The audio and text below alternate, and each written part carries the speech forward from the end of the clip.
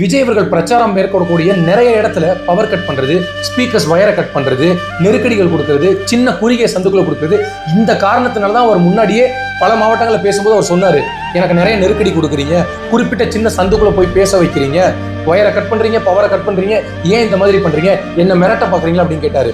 ஆனா இன்னைக்கு இந்த கவர்மெண்ட் வந்து விஜயை மிரட்டுறேன், விஜய்க்கு நெருக்கடி கொடுக்குறேன் இப்படி சொல்லி மிகப்பெரிய ஃபெயிலியரா கொண்டு போய் இன்னைக்கு 38 உயிர் பலியானதுக்கு காரணம் ஆயிடுச்சு. இல்லைன்னு மறுக்க முடியுமா? இது வந்து விஜய் மேல தவறு இருக்கு அப்படின்னு ஒருவேளை ஒரு கூட்டம் நம்மளை வந்து நிர்பந்தப்படுத்தினாலும் கூட விஜய் மேல மட்டும்தான் தப்பு இருக்கா? பிரச்சாரம் பண்ணார், அந்த கூட்டத்துக்குள்ள போய் இதை தவிர்த்து அவர் பண்ண தவறு என்ன? நீங்க எல்லாம் கூட்டமா வாங்க, கர்ப்பிணி பெண்கள் வாங்க, குழந்தையை தூக்கிட்டு வாங்க, கப்பலா வாங்க அப்படின்னு அவர் ஏதாவது சொன்னாரா? அவர் எதுவுமே சொல்லி, அவர் தான் ஆரம்பத்துல இருந்து எச்சரிக்கை கொடுத்துட்டே இருந்தாரு.